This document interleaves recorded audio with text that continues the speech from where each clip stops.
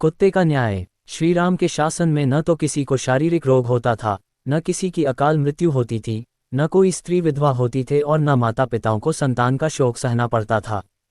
सारा राज्य सब प्रकार से सुख संपन्न था, इसलिए कोई व्यक्ति किसी प्रकार का विवाद लेकर राजदरबार में उपस्थित भी नहीं होता था। किंतु एक दिन एक कुत्ता राजद्वार पर आकर बार बार भौंकने लगा। उसे अभियोगी समझ राजदरबार में उपस्थित किया गया। पूछने पर कुत्ते ने बताया, प्रभो, आपके राज्य में सर्वार्थ सिद्ध नामक एक भिक्षुक है।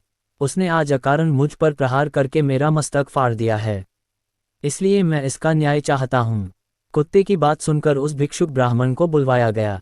ब्राह्मण के आने पर राजा रामचंद्र ने पूछा, विप्रवर, क्या आपने इस कुत्ते के सिर पर घातक प्रहार किया था? यदि किया था तो इसका क्या कारण है? वैसे ब्राह्मण को अकारण क्रोध आना तो नहीं चाहिए। महाराज की बात सुनकर सर्वार्थ सिद्ध बोले, प्रभो, ये सही है कि मैंने इस कुत्ते को डंडे से मारा था। उस समय मेरा मन क्रोध से भर गया था। बात ये थी, कल मेरे भिक्षाटन का समय बीत चुका था, तो भी भूख के कारण मैं भिक्षा के लिए द्वार द्वार पर भटक रहा था।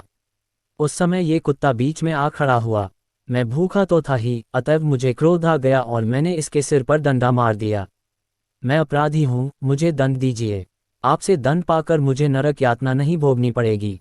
जब राजा राम ने सभासदों से उसे दंड देने के विषय में परामर्श किया तो उन्होंने कहा, राजन, ब्राह्मण दंड द्वारा अवध्य है, इसे शारीरिक दंड नहीं दिया जा सकता और यह इतना निर्धन है कि आर्थिक दंड का भार भी नहीं उठा सकेगा। ये सुनकर कुत्ते ने कहा, महाराज, यदि आप आज्ञा दें तो मैं इसके दंड के बारे में एक सुझाव दूं। मेरे विचार से इसे महंत बना दिया जाए। यदि आप इसे कालज के किसी मठ का मठाधीश बना दें तो ये दंड इसके लिए सबसे उचित होगा। कुत्ते का सुझाव मानकर श्रीराम ने उसे मठाधीश बना दिया और वह हाथी पर बैठकर वहां से प्रसन्नतापूर्वक चला गया। उसके जाने के पश्चात एक मंत्री ने कहा, प्रभो, ये तो उसके लिए उपहार हुआ, दंड नहीं। मंत्री की बात सुनकर श्रीराम ने कहा, मंत्रीवर, यह उपहार नहीं, दंड ही है। इसका रहस्य तुम नहीं समझ सके हो। फिर कुत्ते से बोले, श्वानराज, तुम इन्हें इस दंड का रहस्य बताओ। राघव की बात सुनकर कुत्ता बोला, रघुनंदन, पिछले जन्म में मैं कालज के एक मठ का अधिपति था। वहां मैं सदैव शुभ कर्म किया करता था, फिर भी मुझे कुत्ते की योनि मिली। ये तो अत्यंत क्रोधी है, इसका अंत मुझसे भी अधिक खराब होगा।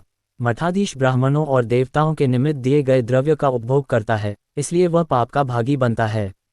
ये रहस्य बताकर कुत्ता वहां से चला गया।